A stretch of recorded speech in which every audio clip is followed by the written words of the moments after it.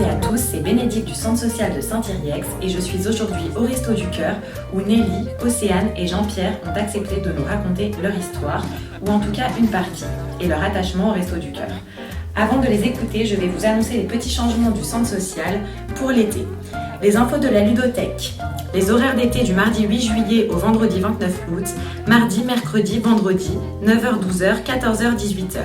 Et nous avons aussi l'été actif, jouons, créons à la plage, au plan d'eau de Saint-Yrieix, les jeudis de 14h30 à 18h, le 10, 24 et 31 juillet, le 7 et le 21 août. Eh ben bonjour Nelly. Merci. Est-ce que vous avez envie de nous raconter quelque chose? Vous racontez ce que vous voulez. Moi je vous écoute. Ce qui m'est arrivé par exemple. Si vous avez envie seulement. Oui, après tout, pourquoi pas. Oui, alors, il s'est avéré qu'au 16 septembre 2024, je suis partie de Vendée, car mon propriétaire voulait vendre la maison après 11 ans d'occupation en tant que locataire. J'ai eu la bêtise d'accepter le retour de la caution. Je n'aurais pas dû le faire parce que à partir de là, je me suis mise la porte, je me suis fermé la porte en fait derrière moi, en ce sens que les policiers ainsi que les huissiers auraient très bien pu me sortir du logement après coup. Donc ayant accepté ce chèque de retour de caution qui datait de 11 ans et qui était devenu vraiment, dont la somme était devenue désuète en fait, il s'est avéré que j'ai eu l'idée de me déplacer un peu géographiquement. J'ai commencé par les Deux-Sèvres où j'ai eu affaire à des gens qui étaient d'une rare curiosité et qui étaient pas très inspirés, j'allais dire. Ensuite, j'ai traversé un petit peu la Vendée. Donc, bon voilà, sans aucun problème, puisque de toute façon, en Vendée, c'est rare de se faire des amis, sauf si on a un membre de la famille dans le coin. Puis j'ai atterri en Charente-Maritime, pareil, même Togo, et enfin, je suis arrivée, je dirais, quelques jours après le Nouvel An, en Charente, où là, j'ai rencontré des gens qui sont un peu plus concernés. Il y a eu des villes qu'il vaut mieux éviter pour quelqu'un qui est dans la situation. Mais sinon, en dehors de ça, les gens se montrent quand même assez gentils. Du genre, est-ce que vous avez faim? Est-ce que vous voulez que je vous apporte un repas? Des choses comme ça. Par exemple, à Lumeau, je cite le quartier de Lumeau, je me suis rendu compte que les gens étaient concernés. Ils n'étaient pas en train de me regarder avec mépris parce que j'avais une poussette qui pouvait avoir un sac de voyage de trop. J'ai remarqué qu'à Lumeau, il y avait une franche, je dirais, compréhension du problème actuel, hein, tout simplement.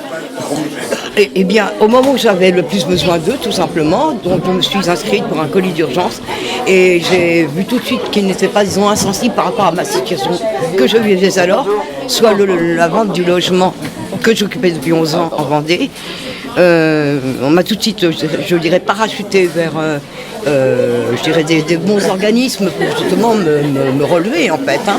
Et j'ai été très très bien reçue, j'ai eu en fait une ration normale et j'ai été très vite entourée par des personnes qui étaient, comme je dis, au Resto du Cœur.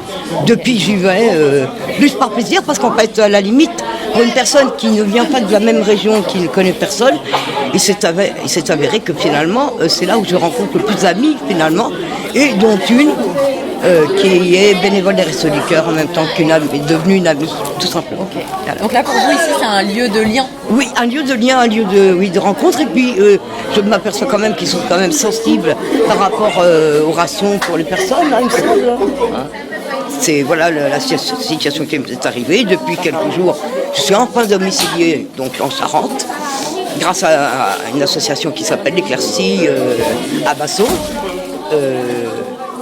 Et enfin, les choses commencent à avancer. Ce matin, j'étais voir un RSA de complément parce que j'étais une retraitée, mais avec une somme vraiment très minimaliste qui ne me permettait pas de louer.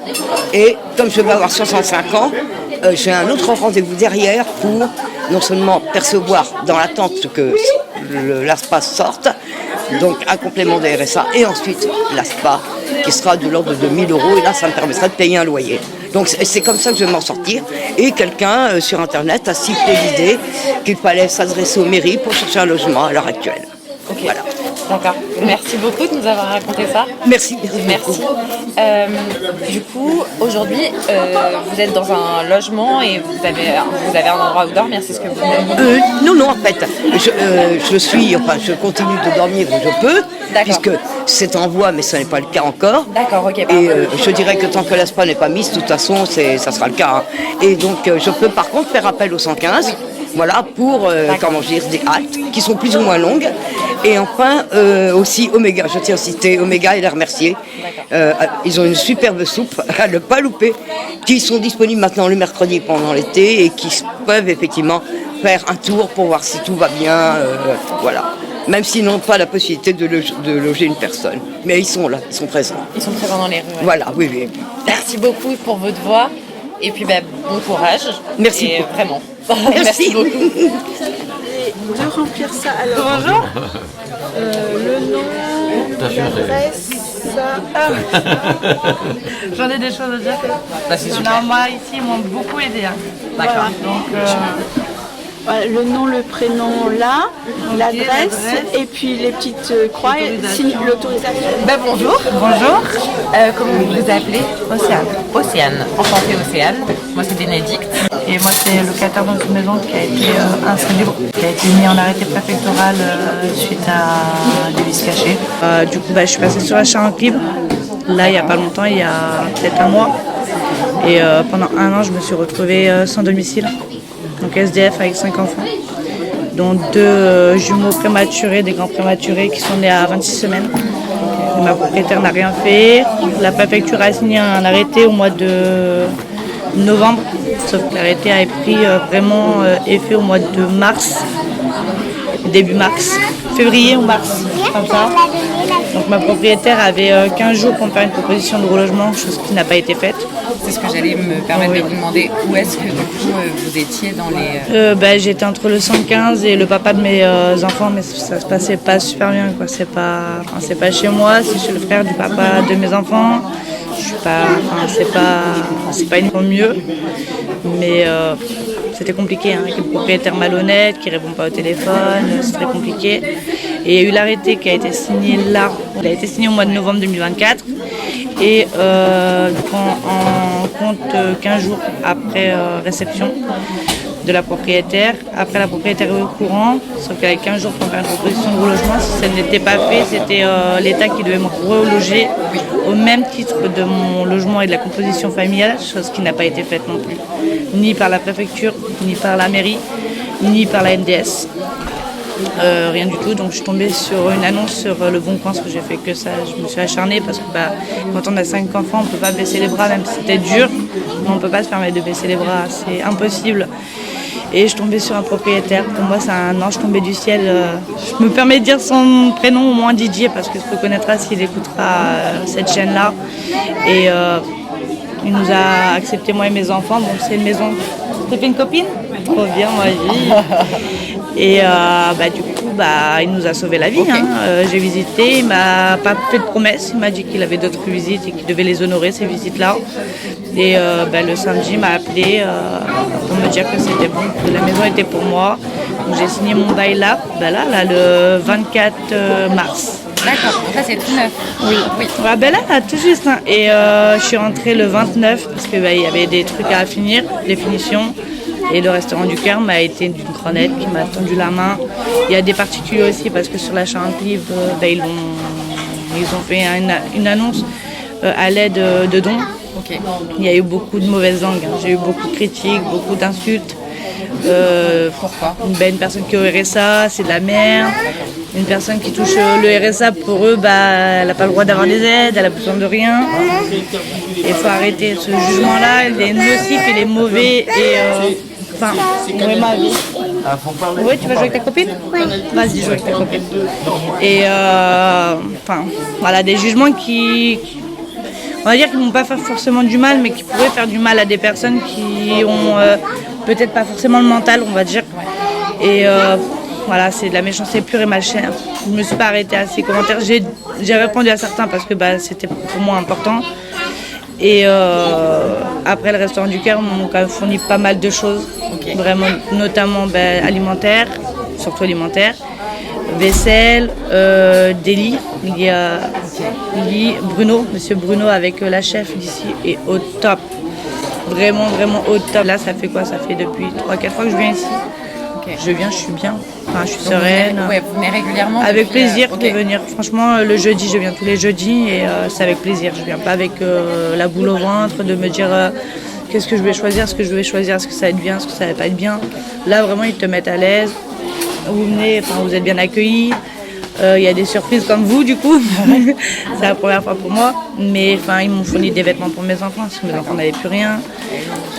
Des jouets, des couches pour mes enfants. Enfin, c'est pas peut-être que 2 paquets de couches. Pour certains, ils vont dire ah, on n'est pas seul. Donc, on n'est pas seul à être fourni. Et il faut contenter de ce qu'on a. Et moi, je sais que ça m'aide beaucoup. Là, j'entends plus.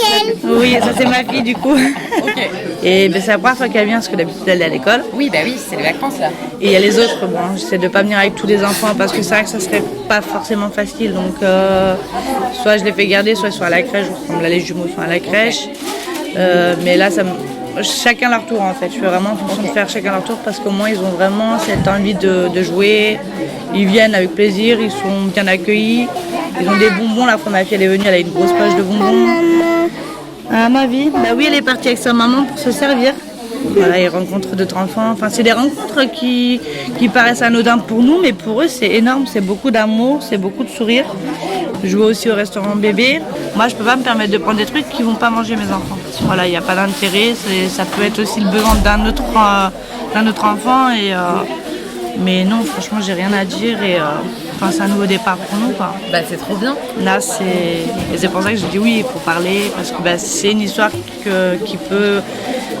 parce qu'il n'y a pas que moi qui est dans cette situation-là, il y en a beaucoup plus. Et c'est vrai qu'il n'y a pas assez d'associations pour ça et il faudrait justement se mobiliser pour... Moi, là, j'ai mis ma propriétaire au tribunal. Donc, il va y avoir des gros dommages à intérêt, je pense. Et moi, je ne le fais pas pour l'argent. Voilà, je ne le fais pas pour l'argent. Je le fais vraiment pour honorer les familles qui sont dans ma situation ou même des personnes parce que il y a des familles, il y a des personnes seules, il y a des couples, il y a des... On ne sait pas dans quoi on peut, mais c'est vrai qu'il n'y a pas assez. Moi, je n'ai pas beaucoup été aidée à part Adil, qui m'ont beaucoup aidée, notamment un monsieur qui est au top du top, qui travaille pour Adil, le GIP aussi, qui m'a fait la demande pour mon logement, mon premier mois de loyer, ma caution et le premier mois d'assurance. Elle a tout obtenu, elle m'a appelé hier pour me dire que c'était accepté.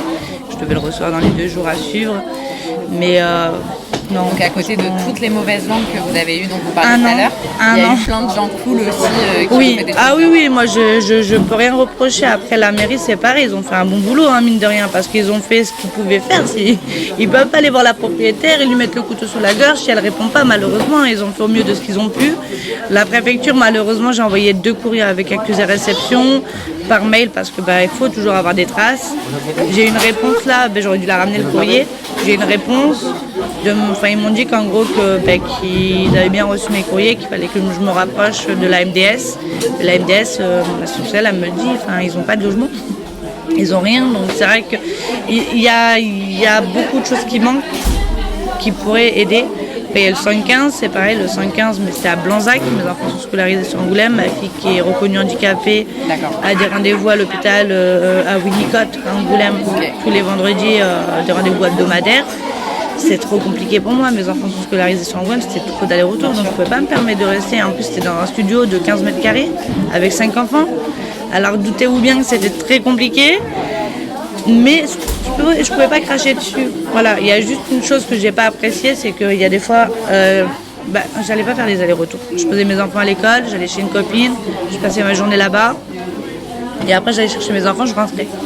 Sauf que vu qu'ils me voyaient pas, ils pensaient que je n'y allais pas. Et par week-end, j'allais chez ma soeur dans la Vienne, là où j'ai fait aussi une demande à l'habitat de la Vienne pour un logement. Et sauf qu'un week-end où je suis rentrée de chez ma soeur, j'ai trouvé la porte fermée, c'est avec un code quand on rentre dans les studios là-bas. Et sauf que quand je suis arrivée, j'ai vu une pancarte où il y avait marqué le code a été changé. Au vu de votre absence, vous ne pouvez plus rentrer, appelez le 115. Donc en fait, j'étais bloquée dehors avec mes enfants, sous la pluie, en plus il pleuvait. Donc j'ai trouvé ça dégueulasse quand même parce qu'au final ça veut dire qu'en fait alors c'est gratuit bien sûr, on a des comptes à rendre. C'est pour ça que vraiment quand j'ai eu le logement ça a été pour moi. Et le temps sans domicile, il a été de combien de temps? Excusez-moi, j'ai pas... combien de temps? Un an, ça a commencé en mai 2024. Ok. En juin 2024 les pompiers oui c'est les pompiers non? Oui, c'est les pompiers qui sont intervenus pour le début d'incendie. Ah oui, bah oui. Voilà, j'ai l'attestation des pompiers. Ils sont intervenus, ils ont tout coupé, ils ont dit madame, vous ne pouvez plus rester là, c'est devenu un gros danger pour vous et pour vos enfants surtout en priorité et moi-même. Et du coup, là, il a fallu que je me démerde. Quoi. Okay. Alors aujourd'hui, c'est un grand changement et un grand retournement de situation parce qu'au final, elle a fait une procédure pour expulsion pour impayé de loyer. Or, je n'ai pas de loyer à payer parce que du coup, il y a l'arrêté préfectoral de signer par monsieur le préfet. Et du coup, mon avocate, je l'ai eu ce matin au téléphone pour lui dire, moi j'étais à bout, je dis mais attends, mais c'est une blague. C'est moi qui est en train de monter un dossier, on a toutes les pièces justificatives pour prouver et pour montrer que c'est pas moi qui ai en tort, mais elle. Et elle m'a dit non mais c'est très bien, justement moi il y a une date d'audience donc ça avance plus le dossier, nous on a tous les justificatifs en main pour l'attaquer. Je dis ouais mais au final elle m'a dit non. Okay. Franchement dormez sur vos deux oreilles, elle me l'a dit, dormez sur vos deux. Et j'ai pas d'avocat payé, j'ai l'aide juridictionnelle, mais elle va faire la demande justement qu'en plus de ça qu'elle paye mon avocate. Ok. Et par rapport à ce que vous disiez tout à l'heure sur le fait que vous avez entendu beaucoup de mauvaises choses de la part de certaines personnes qui vous ont jugé, est-ce que vous avez envie de répondre, de dire juste une petite phrase dans le sens où c'est pas ok de faire ça Franchement, j'ai une chose à dire, c'est qu'ils n'ont pas de cœur ces gens-là. Ils ont sûrement pas connu la galère comme moi je l'ai connue. Moi j'ai eu ma fille qui est décédée à l'âge de 3 mois en 2018 et j'ai perdu les affaires de ma fille. C'est même pas la maison, c'est pour mes enfants. On n'est pas obligé d'en parler plus. Non, mais ça me dérange pas d'en parler parce qu'en fait, il faut le dire. J'ai perdu surtout les affaires de ma fille qui est décédée et pour moi, c'était ce qui coûtait le plus cher pour moi. Parce que des habits, ça se rachète, des meubles, ça se rechange. Enfin, ça change. Et ces gens-là, ils savent pas vraiment ce qu'ils connaissent pas. Et franchement, je leur souhaite même pas, même avec toutes les méchancetés qu'ils m'ont dit, je leur souhaite même pas de vivre ce que moi j'ai pu vivre. Vraiment, je leur souhaite juste qu'ils soient bien dans leur vie. Et que leur cœur s'apaise parce que ces gens-là, ils n'ont pas le cœur apaisé pour dire des mauvaises choses. Et moi, si demain je dois aider mon prochain ou quoi, je le ferai parce que j'ai connu cette galère. Avant, je n'avais pas forcément cette notion de... Je l'avais quand même, mais pas autant qu'au jour d'aujourd'hui. Vraiment, il faut vivre pour le croire, il faut le vivre pour... Et ces gens-là, que leur cœur s'apaise. C'est tout ce que je leur souhaite. Vraiment. Et rien de plus ou rien de moins. J'ai reçu même des menaces par message via Facebook parce que du coup, il fallait mettre pas mon numéro parce que je voulais pas. Mais au moins quelque chose pour qu'ils puissent me contacter pour des meubles, peu importe. Donc mon Facebook et j'ai reçu un message assez choquant. Peu importe. Mais moi, je leur souhaite que leur cœur s'apaise. Et qu'ils vivent pas ce que j'ai vécu, surtout pas. Non. Merci beaucoup. Et de rien. Est-ce que vous voulez rajouter une dernière chose? Franchement, à part remercier tous ceux qui m'ont aidé, qui m'ont tendu la main, je peux pas dire plus, je peux pas dire moins. Et même les personnes qui m'ont pas tendu la main, je te remercie quand même parce qu'au final, j'ai aucune rancœur, j'ai aucune méchanceté à leur dire. Non, franchement, je demandais juste à avoir un logement, je l'ai. Pour moi, c'est le plus important. Du coup, bon nouveau départ. Merci beaucoup. Et merci beaucoup pour votre voix. De rien. Avec plaisir, ça peut aider certaines personnes aussi. Merci. C'est avec plaisir. Ça fait 14 ans que je viens au Resto du Cœur. Et ça va, j'en suis content. Je viens boire mon café et tout. Voilà. D'accord. Et du coup, vous connaissez les gens ici? Comme ça, ouais. Ok. Le personnel, ouais. D'accord. Ouais, un peu. Et comment ça se passe du coup ici? Comment vous êtes venu ça fait 19 mois que je viens au Resto du Cœur. Ouais. Hein? Et puis bon, c'est bien. Moi, je bois mon café parce qu'avant, j'avais droit, mais plus maintenant. D'accord. Vu le salaire et tout, voilà. Oui, voilà. D'accord. Et est-ce qu'il y a quelque chose que vous avez envie de nous raconter? Bon grand-chose. C'est vrai? Ouais, non. Qu'est-ce que vous faites de vos journées? Moi, je suis à la retraite, moi. Vous êtes à la retraite? Ça fait 39 ans. Non, 14 ans. 14 ans. Ouais, 14 ans, voilà. Et quand vous venez ici au Resto du Cœur, est-ce que ça vous permet d'être avec des gens? Voilà, avec moi, dès que j'ai des copains, des amis et tout, voilà. Okay. Avant, j'étais éboueur. D'accord. Enfin, chauffeur de domaine. Chauffeur. C'est dur? Assez. Ouais. Voilà. D'accord. Et du coup, vous avez toujours vécu sur Angoulême? Saint-Thierry. Saint-Thierry. Ouais. Ok. Merci beaucoup. Voilà. C'est super. C'est tout. Si vous avez, non, si vous voulez rien rajouter, moi je force pas. Merci à Nelly, Océane, Jean-Pierre et bien sûr un grand merci au Resto du Cœur pour leur accueil. Nous vous souhaitons à toutes et à tous un très très bel été. À bientôt!